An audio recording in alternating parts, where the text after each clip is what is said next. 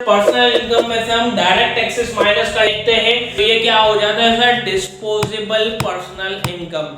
अस्सलाम वालेकुम स्टूडेंट, मेरा नाम है एहसन मोहम्मद सलीम है। मैं नेशनल इनकम की सीरीज लेके आया हूँ। नेशनल इनकम की मैंने वीडियोस बनाई है और आज हम पढ़ने जा रहे हैं sir disposable personal income, DPI, या कुछ लोग इसको डिस्पोजेबल इनकम भी कहते हैं, डीआई। डिस्पोजेबल का available for use, the income left after the payment of direct tax from personal income is called disposable personal income. Sir हमने पर्सनल इनकम प्रीवियस वीडियो में देखा था सर, पर्सनल इनकम में से सर जो income हमें मिलती है उसके बाद हम कुछ टैक्सेस गवर्नमेंट को पे करते हैं, तो इसके बाद जो इनकम होती है वो हमारी अवेलेबल फॉर यूज हो जाती है, तो वो कहलाते हैं after the income left after the payment of direct tax. Direct tax payment करने के बाद जो इनकम हमारे पास बचती है तो उसे हम कहते हैं डिस्पोजेबल पर्सनल इनकम। इसके बाद उसको हम यूज कर सकते हैं क्योंकि हम डायरेक्ट टैक्स पे कर चुके होते हैं। डिस्पोजेबल पर्सनल इनकम का फॉर्मूला क्या है, पर्सनल इनकम में से हम डायरेक्ट टैक्सेस माइनस करते हैं तो ये क्या हो जाता है सर, डिस्पोजेबल पर्सनल इनकम। इसके बाद एज अ कंज्यूमर जो होता है वो डीपीआई यानी डिस्पोजेबल पर्सनल इनकम को क्या करेगा, या तो वो कंजम्पशन करेगा या तो वो सेव करेगा।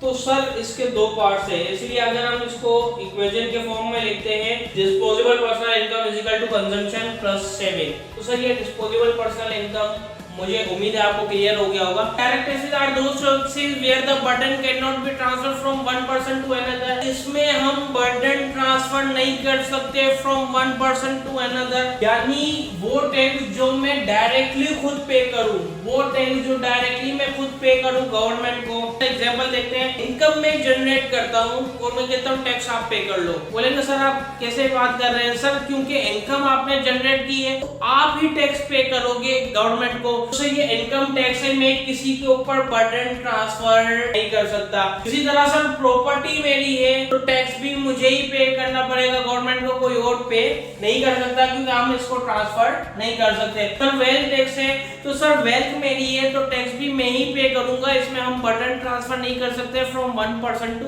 अनदर। मुझे उम्मीद है आपको ये क्लियर हुआ होगा। तो सर डिस्पोजेबल पर्सनल इनकम हम पढ़ रहे थे, तो सर पर्सनल इनकम में से हम डायरेक्ट टैक्सेस माइनस कर देंगे, ये हमारा डिस्पोजेबल पर्सनल इनकम आ जाएगा, डीपीआई।